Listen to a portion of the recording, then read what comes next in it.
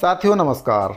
छत्तीसगढ़ में सत्ता परिवर्तन होने के साथ ही लगातार ये सवाल पूछा जा रहा है कि पूर्ववर्ती कांग्रेस सरकार की जो योजनाएं हैं, जो कांग्रेस सरकार के द्वारा चलाई जा रही थी, जिनसे कई लोगों को फ़ायदा हो रहा था, युवा वर्ग को फ़ायदा हो रहा था, कई महिलाओं को भी उससे लाभ हो रहा था, किसानों को भी उससे लाभ हो रहा था, तो आखिर अब उन योजनाओं का क्या होगा?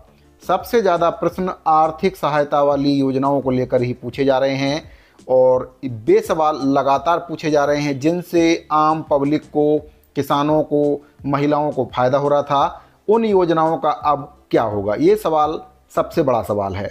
तो छत्तीसगढ़ की पूर्ववर्ती कांग्रेस सरकार प्रदेश के युवाओं को बेरोजगारी भत्ता के रूप में 2500 रुपये प्रति माह दे रही थी और इस योजना से लगभग 1,35,104 युवाओं को लाभ मिल रहा था।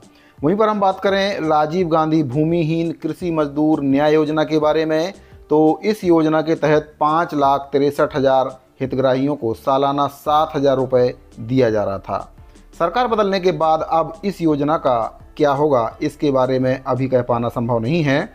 इस वर्ग के हितग्राहियों की तरफ से ये सवाल बार बार किया जा रहा है कि इस योजना का अब क्या होगा, क्या ये योजना चालू रहेगी या फिर इस योजना को बंद कर दिया जाएगा या फिर इस योजना का नाम बदल दिया जाएगा, लेकिन जो लाभ है वह हितग्राहियों को मिलता रहेगा। वहीं दूसरी ओर प्रदेश की लाखों महिलाएं महतारी बंधन योजना के तहत सालाना मिलने वाले 12,000 रुपये की राशि का इंतजार कर रही हैं।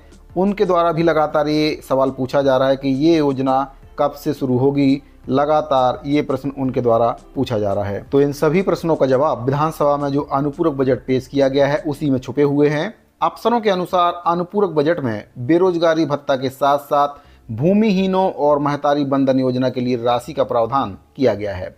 इससे ये स्पष्ट होता है कि सरकार फिलहाल बेरोजगारी भत्ता योजना है उसको बंद करने के मूड में नहीं है।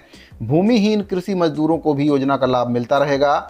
भाजपा ने इन्हें 10,000 रुपये सालाना देने की घोषणा की है। वहीं पर महतारी बंधन योजना को लेकर भाजपा के नेताओं का दावा है कि यह योजना जनवरी में लॉन्च कर दी जाएगी, यानी कि जनवरी से इस योजना का लाभ महिलाओं को मिलना शुरू हो जाएगा। इस योजना के तहत प्रदेश की सभी विवाहित महिलाओं को 1,000 रुपये प्रति महीना के हिसाब से साल के 12,000 रुपये देने की जो घोषणा है भाजपा के द्वारा की गई है और इस योजना को मोदी की गारंटी का नाम दिया गया है। वहीं पर मुख्यमंत्री विष्णुदेव साय ने विधानसभा सत्र के दूसरे दिन सदन में अपना पहला और चालू वित्तीय वर्ष का दूसरा अनुपूरक बजट पेश किया है। करीब 13,000 करोड़ रुपए के इस अनुपूरक बजट में शिक्षित बेरोजगारों को भत्ता योजना के लिए 25 करोड़ रुपए का प्रावधान किया गया है। इसी प्रकार से महतारी बंधन योजना के लिए भी 120 करोड़ रुपए का बजट इसमें रखा गया है। वहीं सामाजिक सुरक्षा और कल्याण योजनाओं के लिए इसमें बड़ी राशि का प्रावधान भी किया गया है।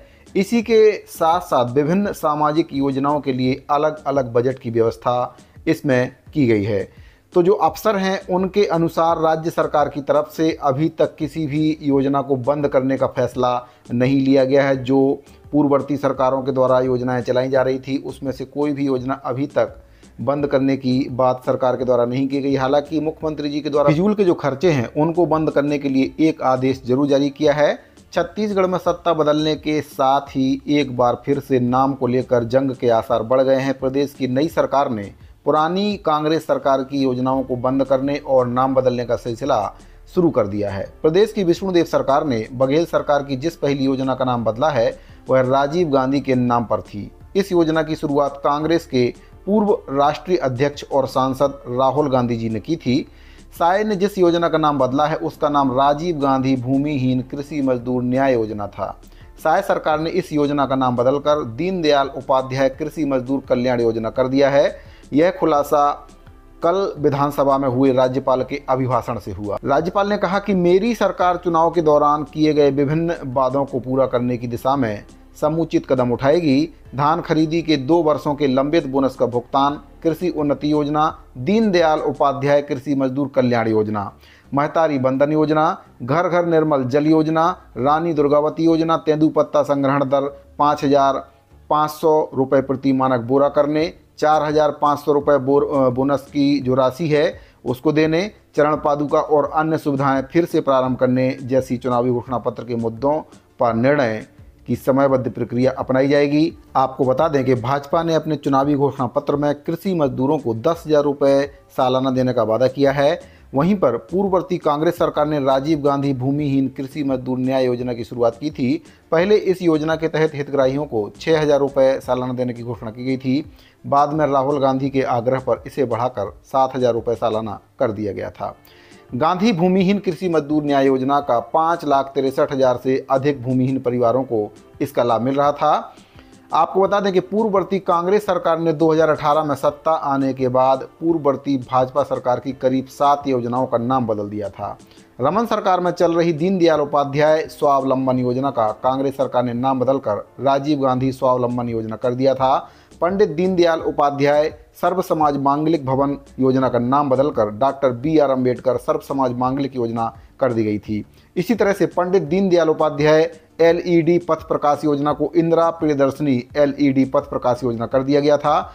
वहीं पर पंडित दीनदयाल उपाध्याय आजीविका केंद्र का नाम बदलकर राजीव गांधी आजीविका केंद्र और दीनदयाल शुद्ध पेयजल योजना का नाम इंदिरा प्रियदर्शनी शुद्ध पेयजल योजना कर दिया गया था। इसी प्रकार से और भी कई योजनाएं थी जिनका नाम कांग्रेस के द्वारा भी बदल दिया गया था। अब भाजपा के द्वारा भी कांग्रेस की कई ऐसी योजनाएं हैं जिनका नाम बदला जा सकता है। तो साथियों, इस बजट में कई महत्वपूर्ण जो योजनाएं हैं उनके लिए राशि का प्रावधान किया गया है, जैसे कि महतारी बंधन योजना, भूमिहीन कृषि मजदूर योजना, जिस योजना के तहत 10,000 रुपये सालाना देने की घोषणा भाजपा के द्वारा की गई है। तो इन सभी योजनाओं को सरकार चालू रख सकती है और बजट में इन सभी योजनाओं के संचालन के लिए प्रावधान भी किया गया है। तो साथियों, अगर आपको ये पूरी जानकारी अच्छी लगी हो तो वीडियो को लाइक जरूर कर दें। मिलते हैं अगली वीडियो में। जय छत्तीसगढ़।